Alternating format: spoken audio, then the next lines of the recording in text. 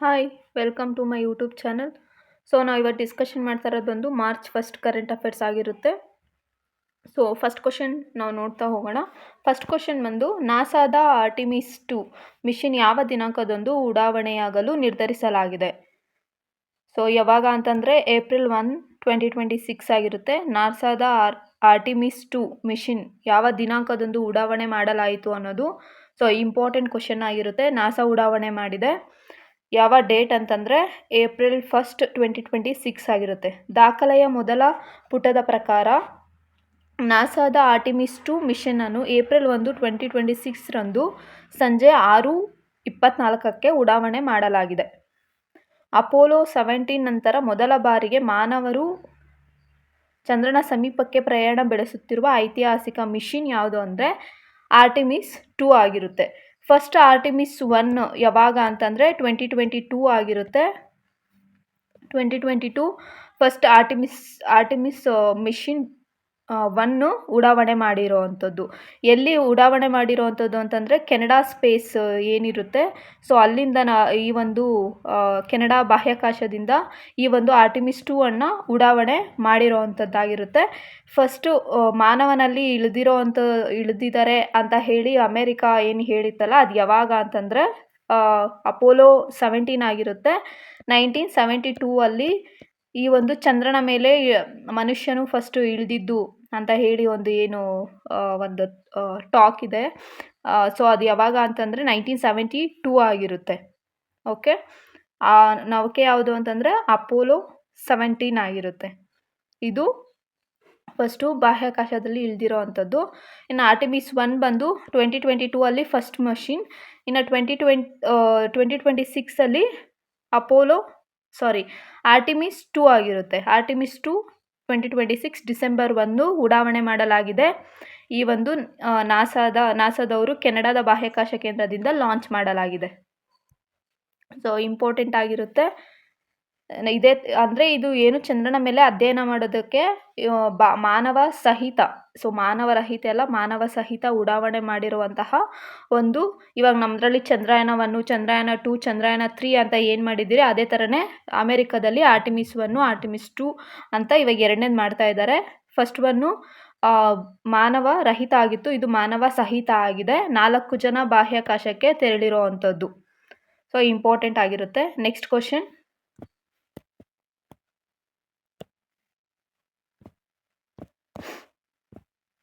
Artemis 2 mission ಚಂದ್ರನ ಸಮೀಪಕ್ಕೆ ಪ್ರಯಾಣಿಸಿದ ಮೊದಲ ಮಹಿಳೆ ಯಾರು ಅನ್ನೋದು ಇಂಪಾರ್ಟೆಂಟ್ ಕ್ವಶನ್. ಕ್ರಿಸ್ಟಿನಾ ಕೋಚ್ ಅವರು ಆರ್ಟಿಮಿಸ್ 2 ಮಿಷನ್ನ ಚಂದ್ರನ ಸಮೀಪಕ್ಕೆ ಪ್ರಯಾಣಿಸುತ್ತಿರುವ ಮೊದಲ ಮಹಿಳೆಯಾಗಿದ್ದಾರೆ. ಸೊ ಈ ವೆರಿ ಇಂಪಾರ್ಟೆಂಟ್ ಕ್ವಶನ್ ಆಗೋ ಚಾನ್ಸಸ್ ತುಂಬ ಇದೆ ಇದು. ಓಕೆ, ಎರಡನೆಯ ಪುಟದಲ್ಲಿ ನೀಡಲಾದಂತಹ ಮಾಹಿತಿ ಏನು ಅಂತಂದರೆ ಒಂದು ಕ್ರಿಸ್ಟಿನಾ ಕೋಚ್ ಅವರು ಚಂದ್ರನ ಸಮೀಪಕ್ಕೆ ಪ್ರಯಾಣಿಸುವ ಮೊದಲ ಮಹಿಳೆಯಾಗಿದ್ದಾರೆ. ಅವರು ಈ ಮಿಷನ್ನ ಒಂದು ಸ್ಪೆಷಲಿಸ್ಟಿಕ್ ಕಾರ್ಯನಿರ್ವಹಿಸ್ತಾ ಇದ್ದಾರೆ. ಅಂದರೆ ಫಸ್ಟ್ ಮಹಿಳೆ ಯಾರು ಅಂದರೆ ಕ್ರಿಸ್ಟಿನಾ ಕೋಚ್ ಆಗಿರ್ತಾರೆ. ಸೊ ಅದೇ ಥರನೇ ಈ ಒಂದು 4 ಜನ ಗಗನಯಾತ್ರಿಗಳು ಯಾರ್ಯಾರು ಅಂತಂದರೆ ಫಸ್ಟು ಕ್ರಿಸ್ಟಿನಾ ಕೋಚ್, ಇವರು ಫೀಮೇಲ್ ಆಗಿರ್ತಾರೆ. ಕ್ರಿಸ್ಟಿನಾ ಇವರು ಫೀಮೇಲ್ ಆ್ಯಂಡ್ ಒಂದು ಬ್ಲ್ಯಾಕ್ ಅಥವಾ ಈ ಒಂದು ಏನು ಹೇಳ್ತಾರೆ ಕಪ್ಪು ವ್ಯಕ್ತಿ, ಆ ಕಪ್ಪು ಬಣ್ಣದ ವ್ಯಕ್ತಿ ಅವ್ರು ಯಾರು ಅಂತಂದರೆ ಸೊ ಇದೂ ಕ್ವಶನ್ ಆಗುತ್ತೆ. ಅವ್ರು ಯಾರು ಅಂತಂದರೆ ಇದಕ್ಕೆ ಹೋಗ್ತಾ ಇರೋದು ಬಾಹ್ಯಾಕಾಶಕ್ಕೆ ಹೋಗ್ತಾ ಇರೋದು ಯಾರು ಅಂದರೆ ವಿಕ್ಟರ್ ಗ್ಲೋವರ್ ಆಗಿರ್ತಾರೆ. ಸೊ ಇವರು ಬ್ಲ್ಯಾಕ್ ವ್ಯಕ್ತಿ ಆಗಿರ್ತಾರೆ. ಇನ್ನು ಉಳಿದವ್ರು ಯಾರು ಅಂತಂದರೆ ನೆಕ್ಸ್ಟು ರಿಡ್ ವೈಟ್ಸ್ಮರ್ ಅನ್ನೋವಂಥವ್ರು ಇವರೊಬ್ಬರು. ನೆಕ್ಸ್ಟು ಜೆರಿಮಿ ಆ್ಯನ್ಸಿನ್ ಅನ್ನೋರು ಕೆನಡಾವರಾಗಿರ್ತಾರೆ. ಜೆರಿಮಿ ಹ್ಯಾನ್ಸನ್ ಇವರು ಕೆನಡಾದವರಾಗಿರ್ತಾರೆ. ಸೊ ಇನ್ನೊಬ್ರು ಬಂದು ಫಸ್ಟು ರಿಡ್ ವೈಸ್ಮನ್. ಇಷ್ಟು 4 ಜನ ಈ ಒಂದು ಬಾಹ್ಯಾಕಾಶಕ್ಕೆ ತೆರಳ್ತಾ ಇರೋವಂಥವ್ರು. ಕ್ರಿಸ್ಟಿನಾ, ವಿಕ್ಟರ್, ಜೆರಿಮಿ ಆನ್ಸನ್ ಮತ್ತು ರೀಡ್ ವೈಸ್ಮನ್. ಇವ್ರು 4 ಜನ ಈ ಒಂದು ಆರ್ಟಿಮಿಸ್ 2 ಮಿಷನಲ್ಲಿ ಚಂದ್ರಯಾನಕ್ಕೆ ಪ್ರಯಾಣ ಮಾಡುತ್ತಿರುವಂತಹ 4 ಗಗನಯಾತ್ರಿಗಳಾಗಿರ್ತಾರೆ. So very important. ಇವ್ರು ಬಂದು ಫಿಮೇಲ್ ಆಗಿರ್ತಾರೆ. ಕ್ರಿಸ್ಟಿನಾ ಅನ್ನೋರು, ವಿಕ್ಟರ್ ಅನ್ನೋರು ಬ್ಲ್ಯಾಕ್ ಬ್ಲ್ಯಾಕ್ ಚರ್ಮ ಅಂತ ಹೇಳ್ತಾರಲ್ಲ, ಅಂದರೆ ಬ್ಲ್ಯಾಕ್ ವ್ಯಕ್ತಿ. ಸೊ ಇವರು ಯಾರು ಅಂತಂದರೆ ವಿಕ್ಟರ್ ಆಗಿರ್ತಾರೆ. ಈ ಒಂದು ಅಮೆರಿಕದಲ್ಲಿ ಬಿಳಿಯರು ಕರಿಯರು ಅನ್ನೋದು ಡಿಫ್ರೆನ್ಸಸ್ ಇದೆ. ಸೊ ಅದರಲ್ಲಿ ಬ್ಲ್ಯಾಕ್ ವ್ಯಕ್ತಿ ಅಂತ ಕನ್ಸಿಡರ್ ಮಾಡಿದ್ರೆ ವಿಕ್ಟರ್ ಅನ್ನೋವಂಥವ್ರು ಈ ಒಂದು ಬಾಹ್ಯಾಕಾಶಕ್ಕೆ ತೆರಳ್ತಾ ಇರುವಂತಹ ವ್ಯಕ್ತಿ. ಇನ್ನು ಜೆರಿಮಿ ಆನ್ಸನ್ ಇವ್ರು ಬಂದು ಕೆನಡಾದವರಾಗಿರ್ತಾರೆ. ಓಕೆ. ರೀಡ್ ವೈಸ್ಮನ್ ಅನ್ನೋರು ಇವರು ಅಮೆರಿಕದವರು ಆಗಿರ್ತಾರೆ. ಈ 4 ಜನ ಈ ಆರ್ಟಿಮಿಸ್ 2 ಅಲ್ಲಿ ತೆರಳ್ತಾ ಇರುವಂತಹ ಗಗನ ಯಾತ್ರಿಗಳು ಆಗಿರ್ತಾರೆ. ಸೊ ವೆರಿ ಇಂಪಾರ್ಟೆಂಟ್ ಆಗಿರುತ್ತೆ. ಕ್ವಶನ್ ಆಗೋ ಚಾನ್ಸಸ್ ತುಂಬ ಇದ್ದಾವೆ. ಓಕೆ. Next question. ಭಾರತದ ಸಂಪೂರ್ಣ ಡಿಜಿಟಲ್ ಜನಗಣತಿ ಚಾಲನೆ ನೀಡಿದವರು ಯಾರು? ಪ್ರಧಾನಿ ನರೇಂದ್ರ ಮೋದಿ ಮತ್ತು ಉಪರಾಷ್ಟ್ರಪತಿ CP ರಾಧಾಕೃಷ್ಣನ್ ಅವರಾಗಿರ್ತಾರೆ. ಈ ಒಂದು ಪ್ರಧಾನಿ ನರೇಂದ್ರ ಮೋದಿ ಅವರು, ಉಪರಾಷ್ಟ್ರಪತಿ CP ರಾಧಾಕೃಷ್ಣನ್ ಅವರು ತಮ್ಮ ಆನ್ಲೈನ್ ದಾಖಲಿಸುವ ಮೂಲಕ 2027ರ ಒಂದು ಜನಗಣತಿಯ ಮೊದಲ ಹಂತಕ್ಕೆ ಚಾಲನೆಯನ್ನು ನೀಡಿದ್ದಾರೆ. ಸೊ ಇದು ಭಾರತದ ಮೊದಲ ಸಂಪೂರ್ಣ ಡಿಜಿಟಲ್ ಜನಗಣತಿ ಆಗಿರುತ್ತೆ. ಸಂಪೂರ್ಣ ಡಿಜಿಟಲ್ ಜನಗಣತಿಯನ್ನು ಯಾರು ಚಾಲನೆ ನೀಡಿದ್ದು ಅಂದರೆ ಪ್ರಧಾನಿ ನರೇಂದ್ರ ಮೋದಿ ಅವರು ಮತ್ತು ಉಪರಾಷ್ಟ್ರಪತಿ CP ರಾಧಾಕೃಷ್ಣನ್ ಅವರು ಆಗಿರ್ತಾರೆ. Next question. ಶಿವಕುಮಾರ ಸ್ವಾಮೀಜಿಯ 119ನೇ ಜನಗಣತಿ ಭಾಗವಹಿಸಿ ಸಿದ್ಧಲಿಂಗ ಮಠದ ಶಿಕ್ಷಣ ಸೇವೆಯನ್ನು ಶ್ಲಾಘಿಸಿದವರು ಯಾರು? ಕ್ವಶನ್. ಸೊ ದ್ರೌಪದಿ ಮುರ್ಮು ರಾಷ್ಟ್ರಪತಿಯವರು ಶಿವಕುಮಾರ್ ಸ್ವಾಮೀಜಿಯವರ 119ನೆಯ ಒಂದು ಜಯಂತಿಗೆ ಭಾಗವಹಿಸಿದ್ದರು. ಸಿದ್ಧಗಂಗಾ ಮಠದ ಒಂದು ಶಿಕ್ಷಣ ಸೇವೆ ಕೇಂದ್ರ ಏನಿದೆ ಅಲ್ಲಿಗೆ ದ್ರೌಪದಿ ಮುರ್ಮು ಅವರು ಭಾಗವಹಿಸಿ ರಾಷ್ಟ್ರಪತಿಯವರು ಈ ಒಂದು ಇದ್ರ ಬಗ್ಗೆ ಮಾತನಾಡಿದ್ದಾರೆ, ಮಹೋತ್ಸವದ ಬಗ್ಗೆ. Next question. ಹೊಸ ತೆರಿಗೆ ಕಾಯ್ದೆ 2025 ಯಾವ ದಿನಾಂಕದಂದು ಜಾರಿಗೆ ತರಲಾಗಿದೆ ಅನ್ನೋದು ಕ್ವಶನ್ ಆಗಿರುತ್ತೆ. ಆಪ್ಷನ್ ಬಿ ಏಪ್ರಿಲ್ 1, 2026 ಈ ಹೊಸ ಆದಾಯದ ತೆರಿಗೆ ಕಾಯ್ದೆಯನ್ನು ಜಾರಿಗೆ ತರಲಾಗಿದೆ. 1961ರ ಹಳೆಯ ಕಾಯ್ದೆ ಏನಿದೆ 61ರ ಹಳೆಯ ಕಾಯ್ದೆಯನ್ನು ಬದಲಿಸಿ ಆದಾಯ ತೆರಿಗೆ ಕಾಯ್ದೆ 2025 ಏಪ್ರಿಲ್ 1, 2026ರಿಂದ ಜಾರಿಗೆ ಬರಲಿದೆ. ಕಾಯ್ದೆ ಯಾವುದು ಅಂದರೆ ಆದಾಯದ ತೆರಿಗೆ ಕಾಯ್ದೆ 2025 ಯಾವಾಗ ಜಾರಿಗೆ ಬರುತ್ತೆ ಅಂದರೆ ಏಪ್ರಿಲ್ 1, 2026 ಆಗಿರುತ್ತೆ. ಸೊ ಈ ಕಾಯ್ದೆ ಹಳೆಯ ಕಾಯ್ದೆ ಯಾವುದು ಅಂದರೆ 1961ರ ಹಳೆಯ ಕಾಯ್ದೆಯನ್ನು ಬದಲಿಸಿ ಯಾವ ಕಾಯ್ದೆಯನ್ನು ಜಾರಿಗೆ ತಂದಿದ್ದಾರೆ ಅಂದರೆ ಆದಾಯ ತೆರಿಗೆ ಕಾಯ್ದೆ 2025 ಆಗಿರುತ್ತೆ. 2025 ಯಾವಾಗಿಂದ ಜಾರಿಯಾಗುತ್ತೆ ಅಂತಂದರೆ ಏಪ್ರಿಲ್ 1, 2026 ಆಗಿರುತ್ತೆ. ನೆನ್ಪಿಟ್ಕೊಳ್ಳಿ. Next question. ಕೆಳಗಿನ ಭಾರತೀಯ ಸೇನೆ ಉಪಮುಖ್ಯಸ್ಥರಾಗಿ ಯಾರು ಅಧಿಕಾರವನ್ನು ವಹಿಸ್ಕೊಂಡಿದ್ದಾರೆ ಅನ್ನೋದು ಕ್ವಶನ್ ಆಗಿರುತ್ತೆ. Option C lieutenant general Dheeraj sale ಆಗಿರ್ತಾರೆ. ಲೆಫ್ಟಿನೆಂಟ್ ಜನರಲ್ ಧೀರಜ್ ಸೇಲ್ ಅವರು ಭೂಸೇನೆಯ ಉಪಮುಖ್ಯಸ್ಥರಾಗಿ ಅಧಿಕಾರವನ್ನು ವಹಿಸಿಕೊಂಡಿದ್ದಾರೆ. Next question. ಭಾರತೀಯ ನೌಕಾಪಡೆಯ ಸೇರ್ಪಡೆಗೊಂಡ 2 ನೌಕೆಗಳು ಯಾವುದು ಅನ್ನೋದು question. Option A INS Sanshodhak ಮತ್ತು ಮಾಲ್ಮರ್. INS ಮಾಲ್ಮರ್ ಆಗಿರುತ್ತೆ. INS ಸಂಶೋಧಕ್ ಮತ್ತು INS ಮಾಲ್ವನ್ ಎಂಬ 2 ಹೊಸ ನೌಕೆಗಳು ಭಾರತೀಯ ನೌಕಾಪಡೆಗೆ ಸೇರ್ಪಡೆಗೊಂಡಿದೆ. Next question. ಘನತ್ಯಾಜ್ಯ ನಿರ್ವಹಣಾ ನಿಯಮ 2026 ಪ್ರಕಾರ ತ್ಯಾಜ್ಯವನ್ನು ಮೂಲದಲ್ಲಿಯೇ ಎಷ್ಟು ವಿಧಗಳಾಗಿ ವಿಂಗಡಿಸಲಾಗುವುದು ಕಡ್ಡಾಯವಾಗಿದೆ ಅಂತಂದರೆ 4 ವಿಧಗಳಾಗಿ ವಿಂಗಡಿಸಬೇಕಾಗುತ್ತೆ. ಕೇಂದ್ರ ಸರ್ಕಾರದ ಹೊಸ ನಿಯಮದ ಪ್ರಕಾರ ಈ ಒಂದು ನಿಯಮದಲ್ಲಿ ಅಡಿಯಲ್ಲಿ ತ್ಯಾಜ್ಯವನ್ನು ಏನು ನಾವು ಬಿಸಾಕ್ತಿರೋ ತ್ಯಾಜ್ಯ ಅದನ್ನು 4 ರೀತಿಯಾಗಿ ವಿಂಗಡಣೆ ಮಾಡಬೇಕು ಅಂತ ಹೇಳಿ ಕಾಯ್ದೆಯನ್ನು ಜಾರಿಗೆ ತರಿಸಿದ್ದಾರೆ. ವಿಘಟನೆ, ಅಜೈವಿಕ, ಅಪಾಯಕಾರಿ, ನೈರ್ಮಲ್ಯ ತ್ಯಾಜ್ಯ ಎಂದು 4 ವಿಧಗಳಾಗಿ ವಿಂಗಡಿಸಬೇಕೆಂದು ಕಡ್ಡಾಯವಾಗಿ ಮಾಡಲಾಗಿದೆ.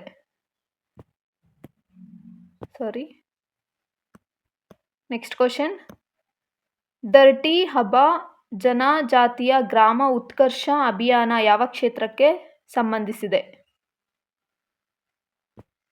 ಬುಡಕಟ್ಟು ಹಳ್ಳಿಗಳ ಅಭಿವೃದ್ಧಿಗೆ ಆಗಿರುತ್ತೆ. ಸೊ ಇದೊಂದು ಬುಡಕಟ್ಟು ಹಳ್ಳಿಗಳ ಅಭಿವೃದ್ಧಿಗೆ ಆರಂಭಿಸಲಾಗಿರುವಂತಹ ಅಭಿಯಾನ ಆಗಿದ್ದು, ಇದರಡಿಯಲ್ಲಿ 60,000 ಮನೆಗಳಿಗೆ ವಿದ್ಯುತ್ ಸಂಪರ್ಕ ಮತ್ತು 30 ಕೌಶಲ್ಯ ಕೇಂದ್ರಗಳನ್ನು ಸ್ಥಾಪಿಸುವುದು ಇದರ ಉದ್ದೇಶವಾಗಿರುತ್ತೆ. ಡರ್ಟಿ ಹಬ್ ಜನಜಾತಿಯ ಗ್ರಾಮ ಉತ್ಕರ್ಷ ಅಭಿಯಾನ ಬುಡಕಟ್ಟು ಹಳ್ಳಿಗಳಿಗೆ ಸಂಬಂಧಿಸಿದೆ.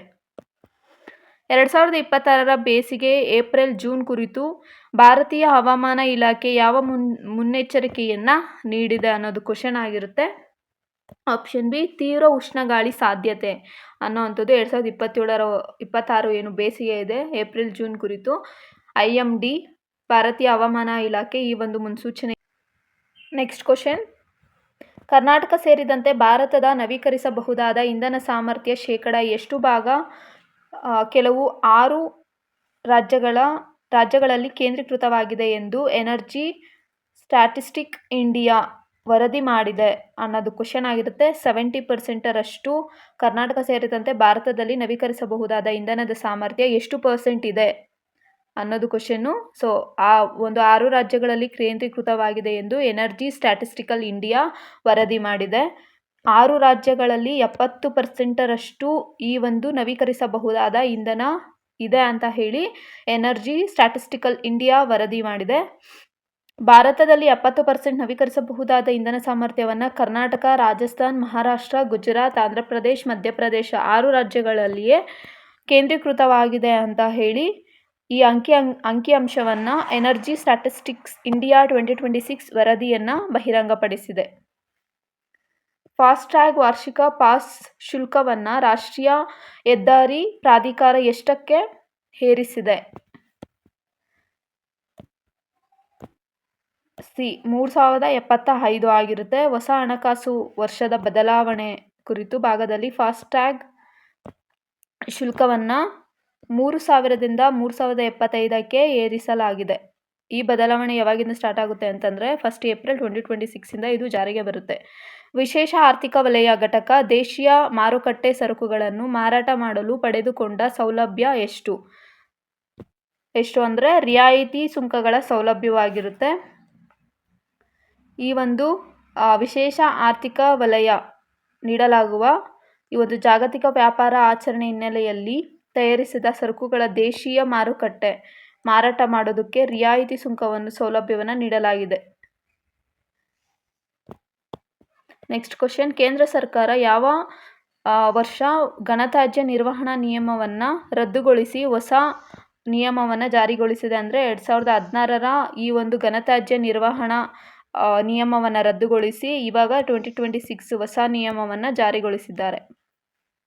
ಕೇಂದ್ರ ಸರ್ಕಾರದ ಹಳೆಯ ಒಂದು ನಿಯಮ 2016 ಬದಲಿಸಿ ಘನತ್ಯಾಜ್ಯ ನಿರ್ವಹಣಾ ನಿಯಮ 2026 ಜಾರಿಗೊಳಿಸಿದೆ. ಈ ಹೊಸ ನಿಯಮ ಮೂಲದಲ್ಲಿಯೇ ಘನತ್ಯಾಜ್ಯವನ್ನು 4 ಭಾಗಗಳಾಗಿ ವಿಂಗಡಿಸಬೇಕೆಂದು ಕಡ್ಡಾಯವಾಗಿ ಹೇಳಿದೆ. Next question, tides of time Bharat history through murals in parliament ಈ ಒಂದು ಪುಸ್ತಕವನ್ನು ಕರ್ತೃ ಯಾರು ಅನ್ನೋದು ಕ್ವಶನ್ ಆಗಿರುತ್ತೆ. ಸುಧಾಮೂರ್ತಿ.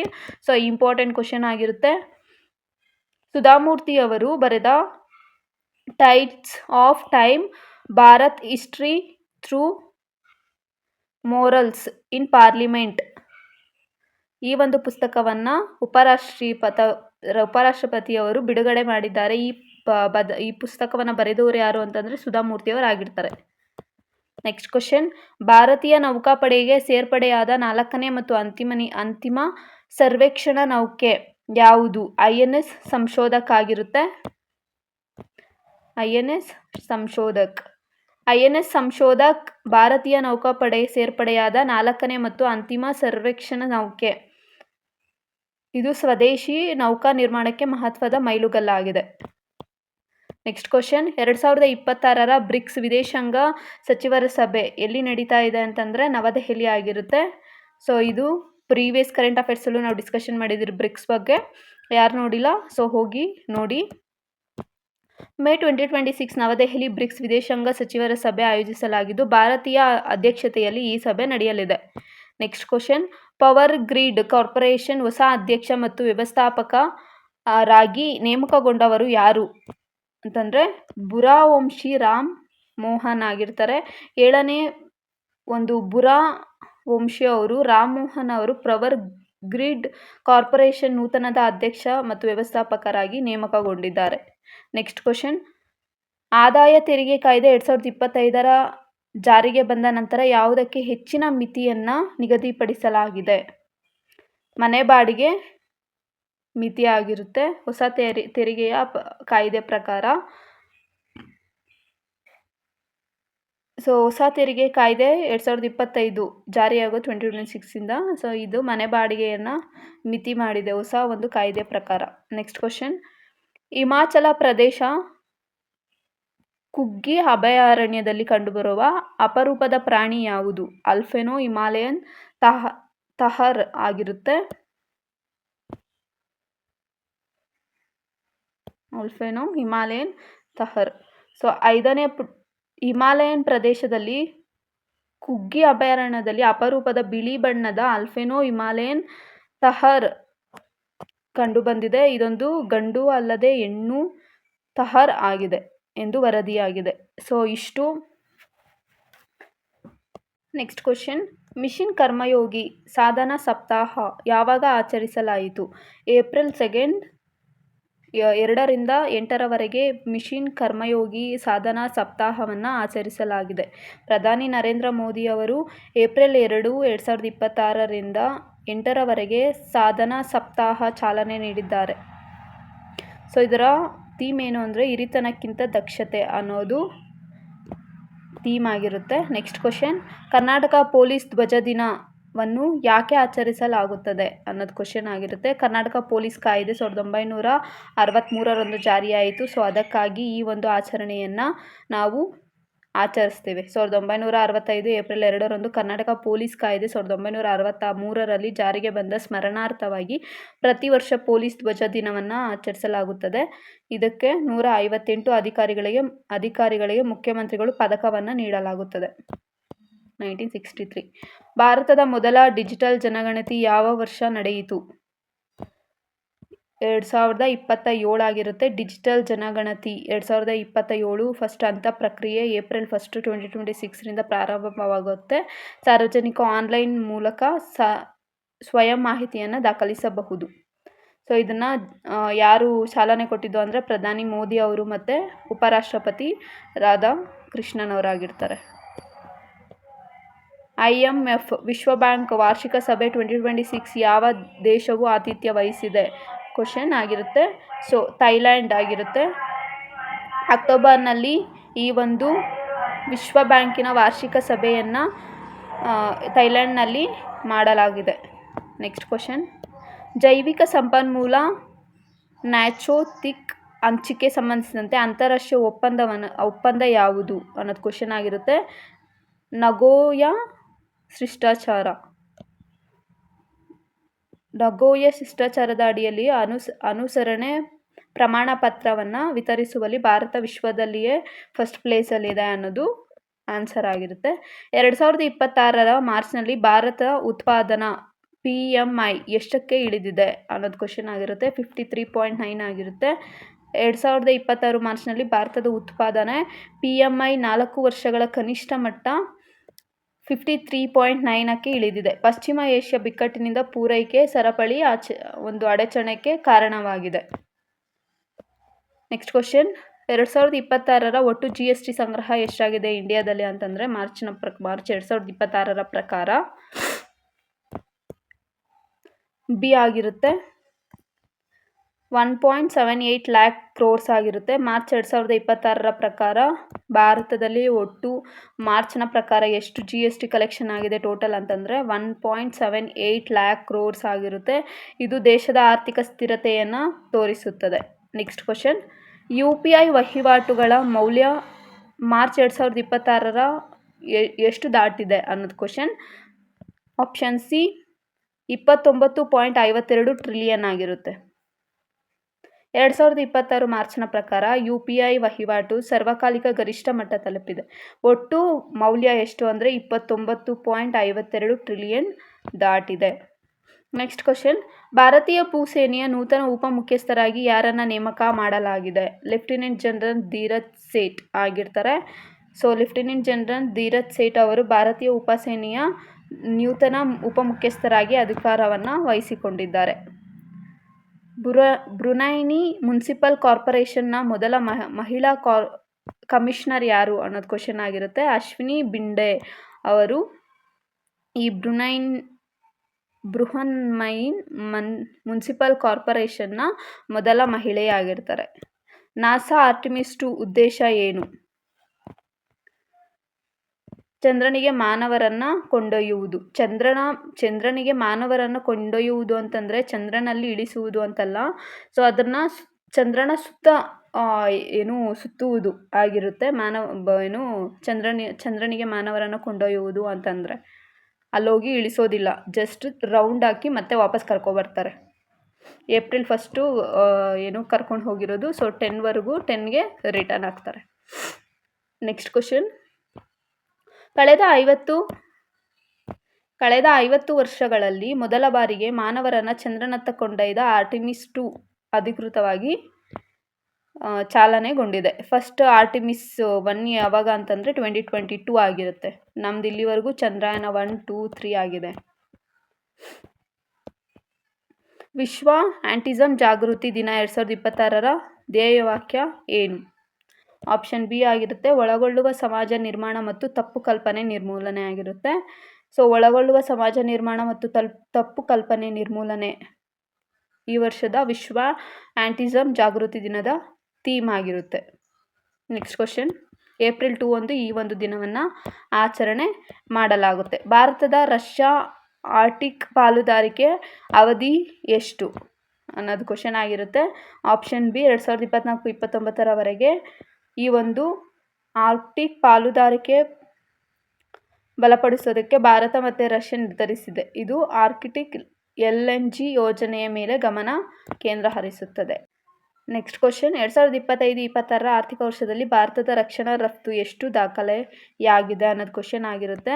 38,424 ಕೋಟಿ. 2025-26ರ ಆರ್ಥಿಕ ವರ್ಷದಲ್ಲಿ ಭಾರತದ ದಾಖಲೆಯ 38,424 ಕೋಟಿ ಮೌಲ್ಯ ರಕ್ಷಣಾ ಸಾಮಗ್ರಿ ರಫ್ತು ಮಾಡಿದ್ದೇವೆ ಅಂತ ಹೇಳಿ 2025-26ರ ಆರ್ಥಿಕ ವರ್ಷದಲ್ಲಿ ಭಾರತದ ರಕ್ಷಣಾ ರಫ್ತು ರಕ್ಷಣಾ ಇಲಾಖೆ ಈ ಒಂದು ಮಾಹಿತಿಯನ್ನು ನೀಡಿದೆ. ಸೊ ಇಷ್ಟು ಮಾರ್ಚ್ನ 1 ಮತ್ತು 2ರ ಕರೆಂಟ್ ಅಫೇರ್ಸ್ ಆಗಿರುತ್ತೆ. So thank you for watching. Bye. ಹೆಚ್ಚಿನ ಶೈಕ್ಷಣಿಕ ವಿಡಿಯೋಗಳಿಗಾಗಿ ದಯವಿಟ್ಟು ನಮ್ಮ ಚಾನೆಲ್ಗೆ ಚಂದಾದಾರರಾಗಿ.